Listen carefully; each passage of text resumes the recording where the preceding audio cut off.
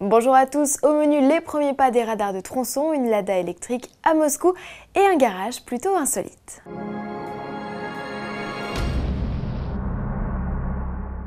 Le premier radar de tronçon est passé à l'action depuis le 25 août. Il agit sur la RN 57 dans le département du Doubs, peu avant le tunnel du Bois de Peu, un secteur limité à 70 km/h.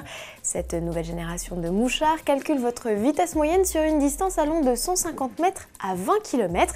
Elle enregistre en entrée et en sortie de secteur votre plaque d'immatriculation et votre horaire de passage.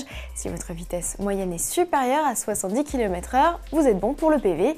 Lors de 3 jours de test, 459 infractions ont été relevées. Alors c'est beaucoup. Les détails avec Pascal Pennec, rédacteur en chef actualité au magazine Auto Plus. C'est un petit peu tôt pour le savoir.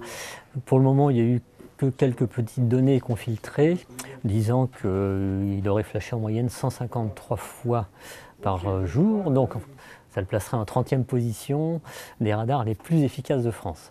Alors, vu le contexte, une autoroute limitée à seulement 70 km/h, ça n'a rien d'anormal. C'est pas tellement le dispositif là qui paraît convaincant, c'est l'endroit où il a été mis qui est spécialement juteux. Tout simplement. Et des emplacements juteux, il y en a pour l'heure 2 autres en France, l'un sur le pont de Saint-Nazaire et l'autre du côté de Pujol dans le Lot-et-Garonne. Et la liste va encore s'allonger. Pascal Pennec. On nous en promet une quarantaine d'ici à la fin de l'année, 150 dans les 3 ans, donc ça va faire mal. Et encore, ça ne sera pas le plus méchant de tous. Ayez l'œil si vous croisez des installations de ce type, n'hésitez pas à alerter la rédaction en envoyant un mail à l'adresse ci-dessous. Moscou célèbre l'automobile dès le 29 août. Les organisateurs annoncent sur le site du salon pas moins de 23 nouveautés en première mondiale. À confirmer, elle c'est sûr, par contre elle y sera, elle c'est la Lada Kalina électrique.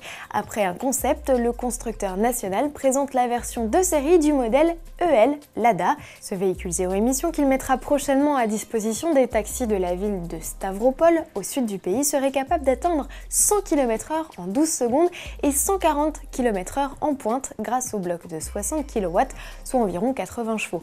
Quant à l'autonomie, Lada ne se dégonfle pas. Les batteries chinoises à base de phosphate de fer permettraient à la berline 4 places de tenir 170 km après une charge de 8 heures sur le secteur. Sur le papier, c'est même mieux qu'une Fluence Z2. À l'usage, par contre, c'est à voir. Le véhicule électrique, Lada n'en est pas à son coup d'essai. Selon le très bien informé blog Lada Info, dès 1976, le constructeur s'intéressait déjà à cette énergie et développait un fourgon dont les premiers essais sur route n'ont toutefois démarré qu'en 1979, après la ratification d'un décret spécial. 47 exemplaires expérimentaux auront finalement vu le jour entre 1980 et 81. On se quitte donc sur une vidéo insolite qui a fait le tour de la toile ces derniers jours. Il s'agit d'un ascenseur pour voiture. Plus chic qu'un monte-charge, l'élévateur permet de déposer votre voiture au pied de votre tapis de salon derrière une cage en verre. Ce service, proposé au sein même d'une résidence huppée de Singapour, n'est pas donné. Comptez près de 6 millions d'euros pour l'appartement avec double parking et près de 20 millions pour le loft et ses 4 box. Notez qu'un tiers des 56 logements neufs a déjà trouvé preneur. À demain.